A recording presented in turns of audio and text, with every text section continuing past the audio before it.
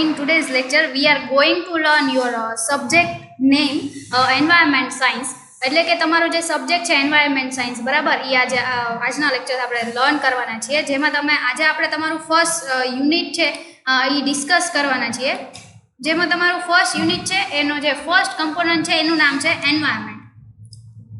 તો line by line જોતા જોઈએ કે આમાં કઈ કઈ વસ્તુ ઇન્ક્લુડ થઈ છે અને આપણે કઈ કઈ વસ્તુ ડિટેલમાં લર્ન કરવાની છે. So first of all introduction and definition. હવે એન્વાયરમેન્ટ છે તો એને શું કહેવાય, એને કઈ રીતે ડેફિનેશન એને આપવામાં આવી છે, કઈ રીતે શું કહેવામાં આવ્યું છે, તો સૌથી પહેલાં આપણે ત્યાંથી સ્ટાર્ટ કરીશું. So environmental issues are relevant for the multidisciplinary aspects and they generally affect all living organisms on large scale. It includes various subjectives like areas like biology, agriculture, chemistry, physics, medical, health, etc. We can say that the environment means the external conditions surrounding human being which can directly influence growth and development of human, animal, plants and condition of all living. એટલે કે environment શું છે, આપણા આજુબાજુનું જેટલું બી જે કાંઈ વાતાવરણ છે, જે બાયોલોજી છે, જે એગ્રીકલ્ચર છે, જે કેમેસ્ટ્રી છે, ફિઝિક્સ, મેડિકલ, હેલ્થ, આ બધા વસ્તુનો સમાવેશ શેમાં થાય છે, એન્વાયરમેન્ટમાં. અને કઈ રીતે બધા એન્વાયરમેન્ટના મીન્સ છે, બરાબર, એ છે હ્યુમન માટે, એનિમલ માટે, પ્લાન્ટ માટે, અને આપણા ટૂંકમાં પૃથ્વી પર રહેલી દરેક વસ્તુને કઈ રીતે અસર કરે છે જે એ જોવાનું છે. અને સેકન્ડ થિંગ કે એ બધી વસ્તુ છે, આ જેટલા બી જીવ છે, બરાબર, આપણા પૃથ્વી ઉપર, એ એના ગ્રોથ અને ડેવલપમેન્ટ માટે એન્વાયરમેન્ટ એ છે એ જરૂરી છે. સેકન્ડ, આજે આપણે જોયું એનું ઇન્ટ્રોડક્શન એટલે કે જનરલ મિનિંગ હતો. હવે આપણે જોઈએ કે એની ડેફિનેશન શું છે. જેમ કે first, environment is the representation of physical component of the earth where man is important factor affecting the environment. Say it goody. એટલે કે એન્વાયરમેન્ટ છે એ શેને રિપ્રેઝેન્ટ કરે છે, કે જે આપણા ફિઝિકલ કમ્પોનન્ટ છે એને રિપ્રેઝેન્ટ કરે છે, અને એમાં મેન એટલે કે માણસ છે એ અફેક્ટિંગ ફેક્ટર છે, મેઇન ઇમ્પોર્ટન્ટ ફેક્ટર છે જે એન્વાયરમેન્ટને અફેક્ટ કરે છે. દેન a person's environment consists of the sum total of the stimulation which he relieves from his perception until his death. એટલે કે એન્વાયરમેન્ટ છે એને માણસ છે એના બધા કમ્પોનન્ટને યુઝ કરે છે જ્યાં સુધી એ મરે નહીં ત્યાં સુધી. ઇનફેક્ટ જ્યારે એ મરી જાય ત્યારે બી એના જે અસ્થિ ને એ બધું હોય છે, જેમ કે આપણે બીજા રિલિજનમાં જોવા જઈએ તો એમાં છે એ એની ડેડ બોડીને સળગાવતા નથી બટ દાટી દે છે, તો એમાંથી બી જે એના હાર્મોન્સ ને બધું જે હોય છે એ માટીમાં ભળી જાય છે અને દેન આફ્ટર એન્વાયરમેન્ટનો એક કમ્પોનન્ટ બની જાય છે. Third one, the condition that surround someone or something, that is the condition and influence that affect the growth, health, progress etc. of someone or something.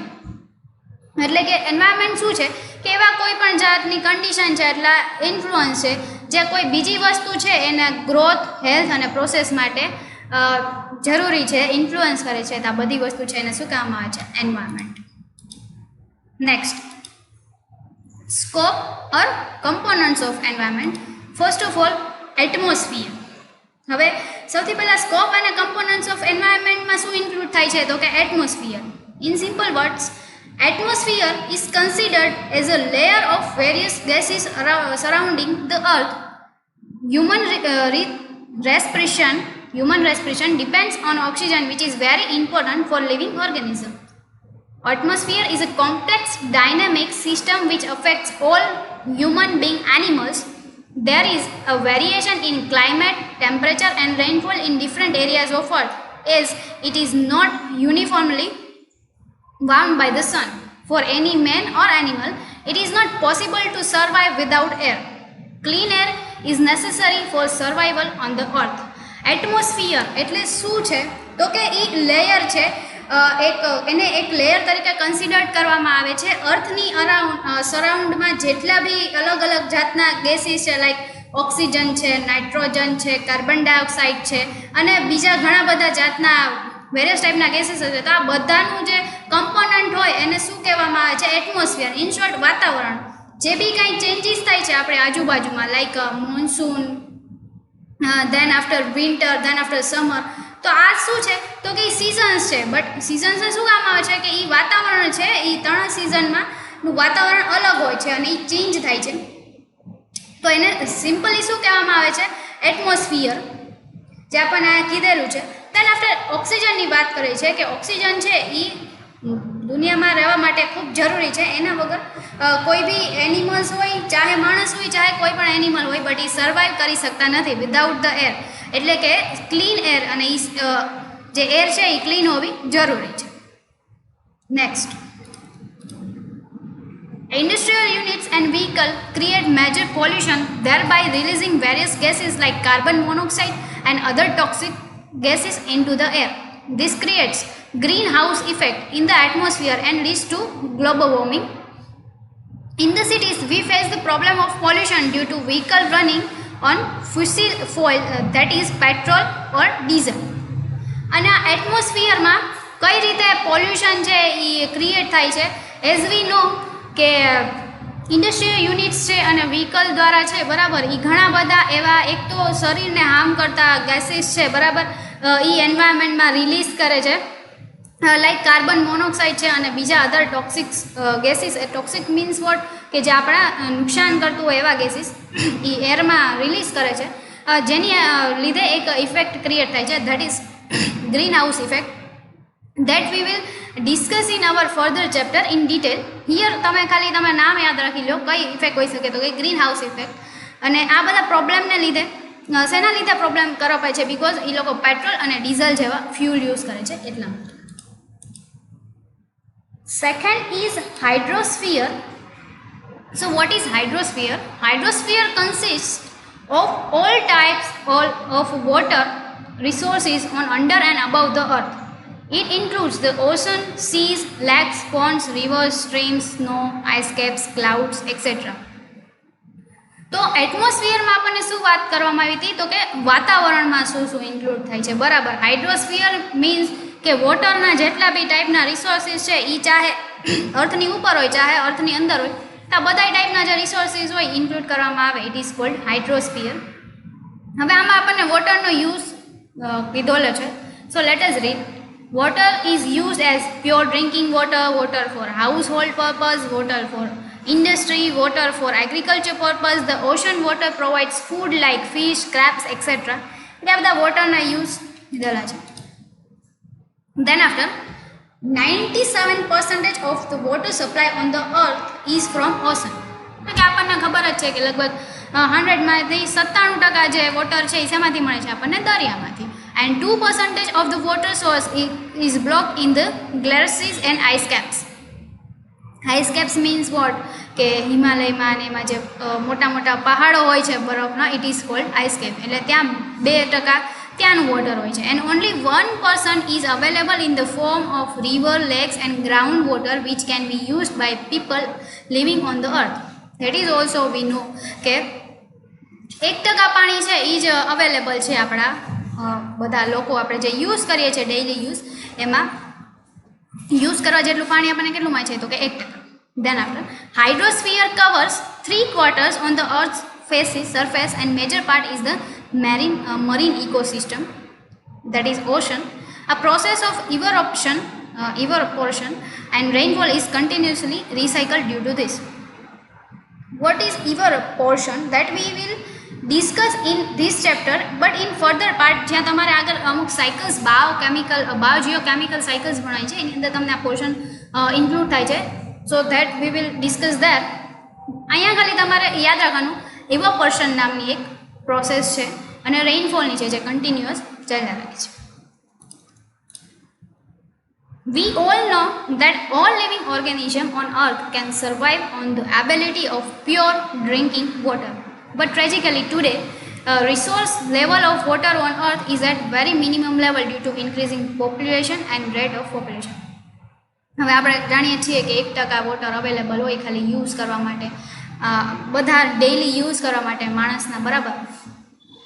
તો છે હવે પોપ્યુલેશન વધતું જાય છે તો આ પાણીનું જે લેવલ છે એ ઘટતું જાય છે, જેથી કરીને આપણે બચાવવું જોઈએ. અને એના કે ઘણા બધા પ્રોગ્રામ્સ થાય છે જે જળ બચાવો, જીવન બચાવો એન્ડ એક્સેટ્રા, જે આપણને બધાને ખબર છે. સો આપણે 2 કમ્પોનન્ટ્સ અત્યાર સુધી ભણ્યા, જે છે first is atmosphere, second is hydrosphere and third is lithosphere. What is lithosphere? They are extracted from the earth and is useful as it provides energy support for vehicles, industries, machineries and for homes. Before 4.5 million years ago, lithosphere was only in the form of a hot ball which turned into the earth. In total, there are about 92 elements in the lithosphere.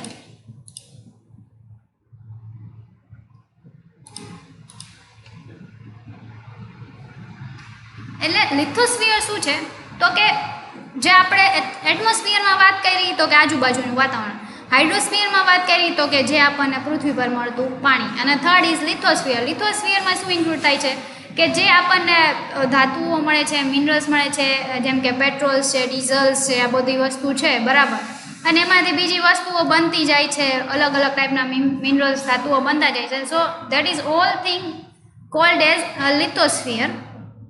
હવે અહીંયા આપણને એનું અમુક થોડીક information આપેલી છે that 4.5 billion years ago lithosphere ખાલી કેમ હતું તો કે એક હોટ બોલના ફોર્મમાં હતું which is converted in to earth. Than after શેમાં કન્વર્ટેડ થઈ ગયું તો કે અર્થ.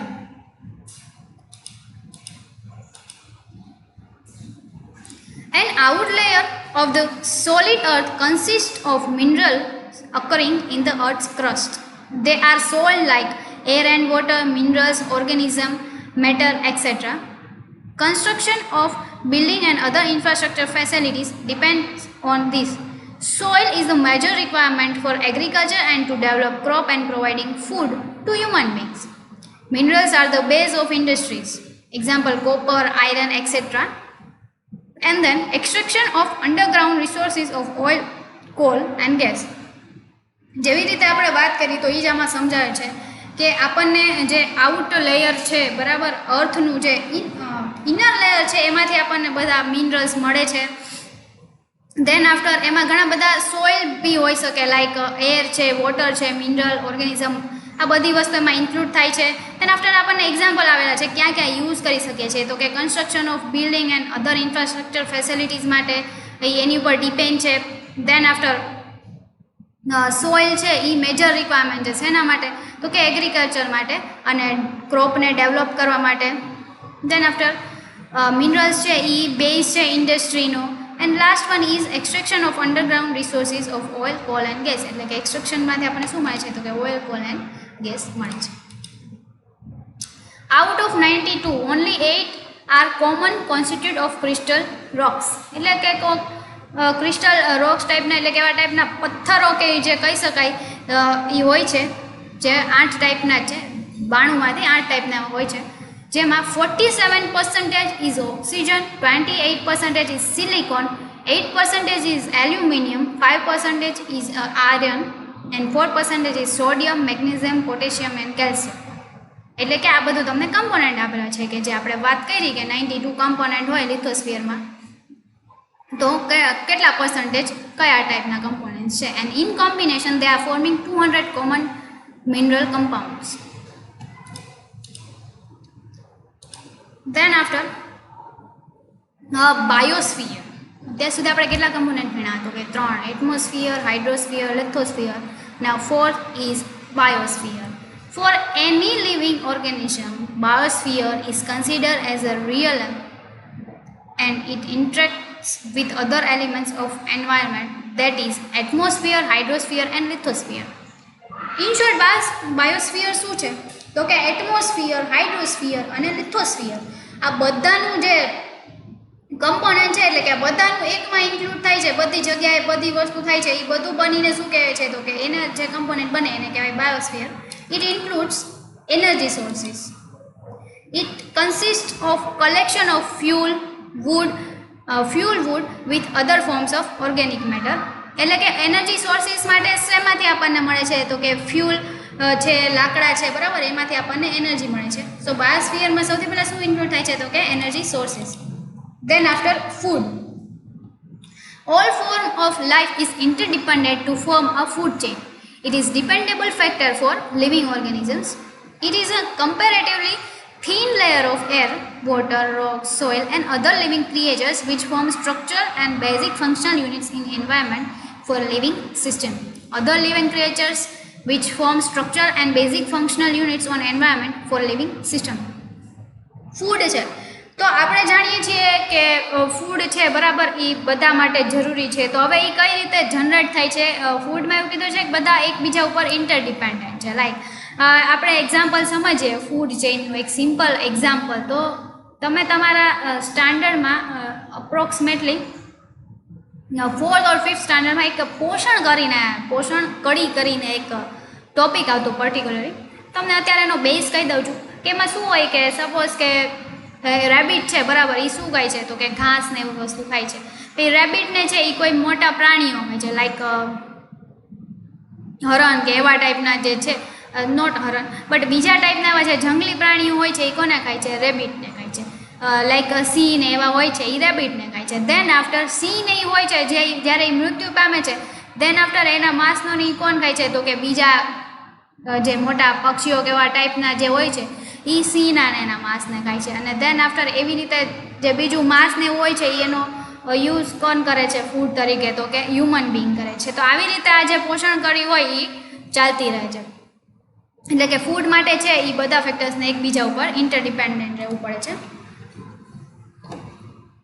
It is a comparatively thin layer of air, water, rock, soil. એટલે કે આપણે આગળ જણાવ્યું કે biosphere includes all atmosphere all components of environment. જે આપણે આગળ 3 લેયર ભણી લીધા, એવી જ રીતે બાયોસ્ફિયરમાં છે તો કે આ બધાને એ ઇન્ક્લુડ કરે છે અને લિવિંગ સિસ્ટમ માટે અને બેઝિક એના ફંક્શનલ યુનિટ્સ માટે કે એકબીજા ઉપર જરૂરી હોય છે, એ બધા ડિપેન્ડન્ટ હોય છે. For detailed study of this structure as of similar geography and climates, community of plant and animal life can be divided into different biogeographical realms. Pond is the simplest factor for understanding the ecosystem. Pond is a small area of still water that can be used as a set model for understanding the nature of ecosystem. It depends on structural factors like its size, depth and quality of water it contains. એટલે કે ફૂડમાં એટલું નથી કે ખાલી ખોરાકનું જ થાય છે, બટ એમાં પાણીનો એ બધા રિસોર્સિસનો બી ઉપયોગ થાય છે બરાબર. એ જ અહીંયા કહેવામાં આવેલું છે. હવે આપણને કહે છે કે ઇકોસિસ્ટમને સમજવા માટે સિમ્પલેસ્ટ ફેક્ટર કયું છે? તો કે પોન્ડ. હવે ઇકોસિસ્ટમ છે બરાબર, એ તમારે આગળ આ ચેપ્ટરમાં આખો કોન્સેપ્ટ આવે છે, concept of ecology and ecosystem. તો એ આપણે ડિટેલમાં ત્યાં કે ઇકોસિસ્ટમમાં શું હોય, કેવી રીતે હોય, ડિટેલમાં શું આવે છે, બધું આપણે ત્યાં સમજશે ડિટેલમાં. અત્યારે ખાલી તમારે વર્ડ સમજવાનું છે ઇકોસિસ્ટમ. તો ઇકોસિસ્ટમ માટે કયું સિમ્પલેસ્ટ ફેક્ટર છે સમજવા માટે? તો કે પોન્ડ. એટલે કે એક તળાવ જેવું જે ભણેલું હોય એને પોન્ડ કહી શકાય બરાબર. એ આપણે યુઝ કરી શકીએ છીએ એવું અહીંયા કીધેલું છે. અને કોના ઉપર ડિપેન્ડ હોય છે એના સ્ટ્રક્ચર ફેક્ટર્સ? તો કે સાઇઝ, એની ડેપ્થ અને ક્વોલિટી ઓફ વોટર. સો આ હતા scope of environments. Now we are going to learn biogeochemical cycles. First of all introduction કે what is biogeochemical cycles. So biogeochemical cycle is a complete path for chemicals through earth or ecosystem. It includes 4 major components, that is atmosphere, hydrosphere, lithosphere and biosphere. એટલે કે બાયોજીઓકેમિકલ cycle છે એમાં બધું include થાય છે, બધા chemicals છે એની ઉપર જે પ્રોસેસ થાય છે એના જે આપણે 4 કમ્પોનન્ટ્સ અત્યાર સુધી ભણ્યા, એટમોસ્ફિયર, હાઇડ્રોસ્ફિયર, લિથોસ્ફિયર અને બાયોસ્ફિયર, આ બધાનું છે એની સાથે કંઈક ને કંઈક પ્રોસેસ થાય છે. કયા પ્રોસેસથી શું વસ્તુ મળે છે, કેમ મળે છે, અને જે પ્રોસેસ થાય છે એને શું કહેવામાં આવે છે? બાયોજીઓકેમિકલ સાયકલ બરાબર. એ આપણને કીધેલું છે. સો ડેફિનેશનમાં શું? બાયોજીઓકેમિકલ સાયકલ ઇઝ ઇક્વલ ટુ સૌથી પહેલાં it is biological organisms like bacteria, plants and animals plus geological processes, example weathering of rocks, plus chemical processes, formulation of molecules. એટલે કે આ બધી વસ્તુ થઈને જે બી કાંઈ પ્રોસેસ થાય છે અને કાંઈ વસ્તુ ઇફેક્ટ એની આવે છે, શું પ્રોસેસ થાય છે, કેવી રીતે થાય છે, આ 4 કમ્પોનન્ટનો યુઝ થઈને કઈ રીતે પ્રોસેસ થાય છે અને કઈ એક વસ્તુ નવી ઉદ્ભવે છે એ સમજાવવાનું શું આપણને કીધેલું છે? તો કે એને બાયોજીઓકેમિકલ સાયકલ કહે છે.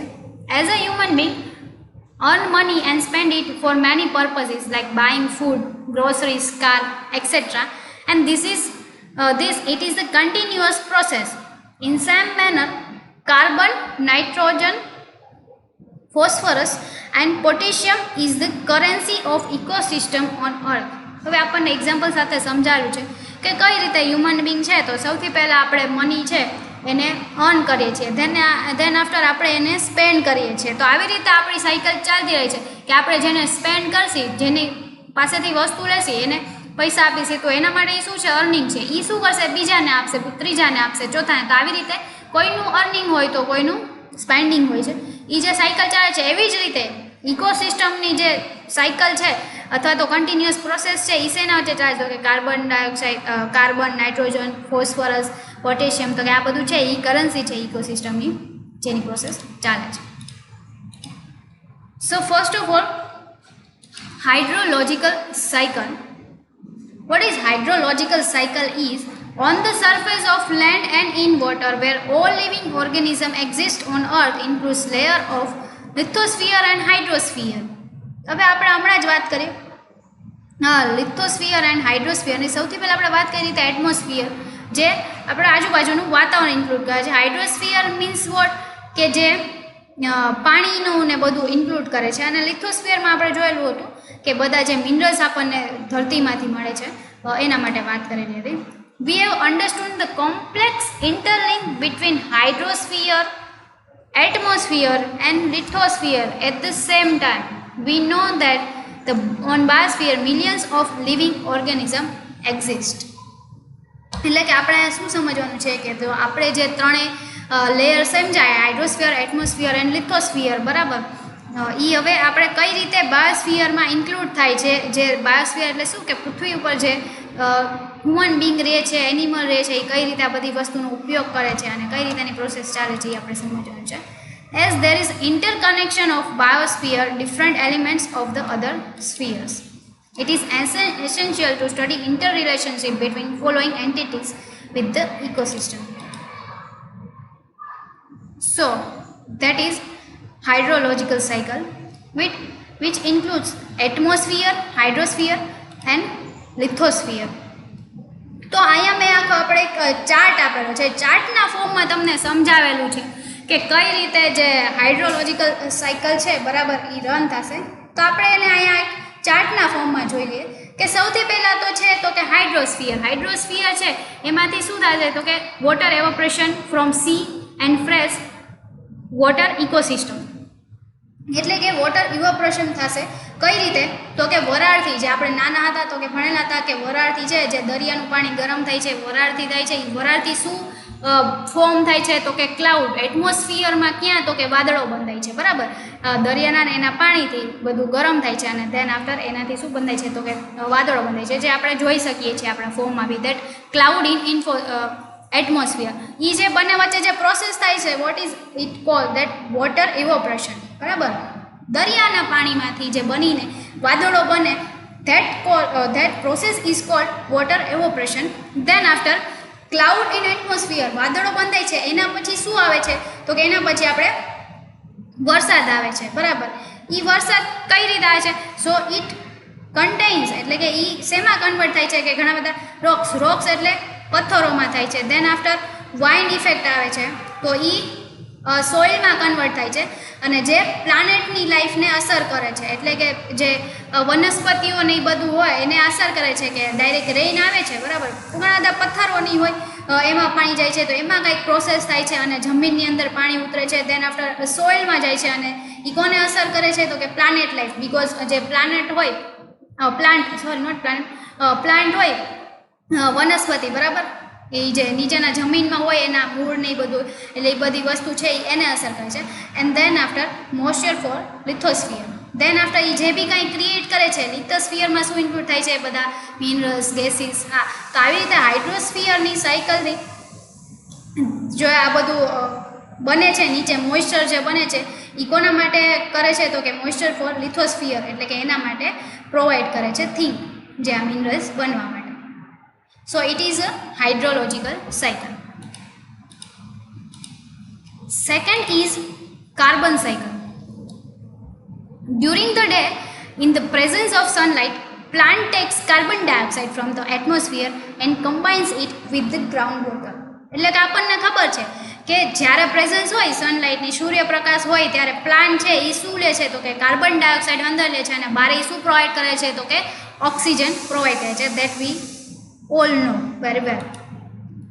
With the help of sunlight, they form carbohydrates that includes carbon known as photosynthesis. એટલે કે કાર્બન ડાયોક્સાઇડ છે એ લોકો લે છે અને ધેન આફ્ટર જે O2 છે એટલે કે ઓક્સિજન છે એ લોકો રિલીઝ કરે છે. અને ધેન આફ્ટર એક વસ્તુ થાય છે જે કાર્બોહાઈડ્રેટ્સના ફોર્મમાં છે એ લોકો એ વસ્તુને રિલીઝ કરે છે. તો એ જે પ્રોસેસ છે એને શું ઓળખવામાં આવે છે તો કે ફોટોસિન્થેસિસ તરીકે એને ઓળખવામાં આવે છે. એટલે કે સૂર્યપ્રકાશમાંથી સૂર્યની ગરમી લેવી, એટલે કે કાર્બન ડાયોક્સાઇડ અંદર લેવો અને ઓક્સિજન બહાર કાઢવો. તો આ જે પ્રોસેસ હોય ને એના ઉપરથી જે કાર્બોહાઈડ્રેટ્સ રિલીઝ થાય છે, ફોર્મ થાય છે. તો આ જે આખી પ્રોસેસ છે એને શું કહેવામાં આવે છે? Photosynthesis. This photosynthesis is very useful for their development.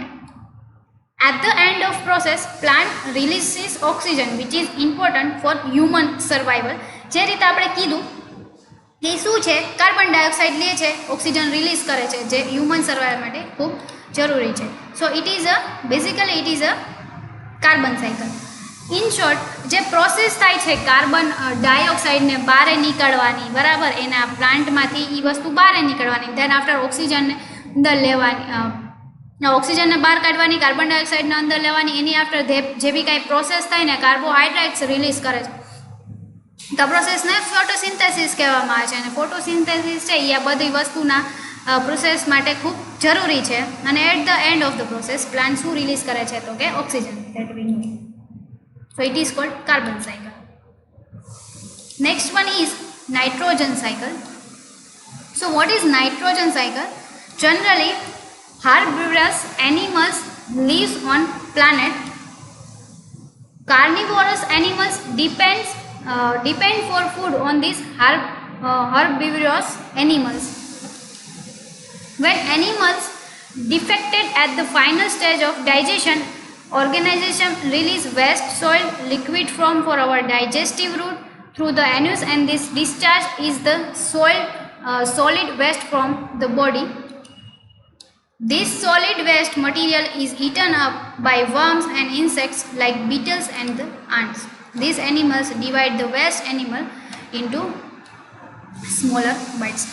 Nitrogen cycle generally શું છે તો કે સેકન્ડરી એન્ડ પ્રાઇમરી આ ટાઈપના એનિમલ્સ હોય જે અહીંયા હાર્બિવરસ અને દેન આફ્ટર કાર્નિવોરસ નામના એને એવું એક જાતિ કહેવામાં આવે છે આપણે સાયન્સની લેંગ્વેજમાં. હાર્બિવરસ એન્ડ કાર્નિવોરસ એનિમલ્સ છે, એટલે કે જે હાર્બિવોરસ એનિમલ્સ છે એ લોકો પ્રાઇમરી છે અને ધેન આફ્ટર સેકન્ડરી છે એ કોના ઉપર હોય છે એટલે કે કાર્નિવોરસ છે એ ડિપેન્ડ છે હાર્બિવોરસ એનિમલ્સ ઉપર, એટલે એને સેકન્ડરી કહેવામાં આવે છે. Like herbivorous we can say that કે જે બધા પ્લાનેટમાં જે ખાય છે, બરાબર, આ ઘાસ ને એવું બધું ખાય છે, તે રેબિટ ને બધા છે, તો એને હાર્બિવોરસ એનિમલ્સ કહેવામાં આવે છે.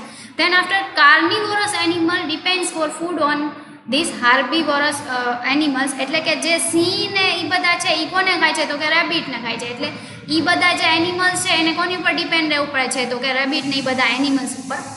તો આવી રીતે જે પ્રોસેસ હોય છે એ બંને ઉપર ઇન્ફેક્ટ કરે છે, અફેક્ટ કરે છે બંનેને એકબીજા ઉપર.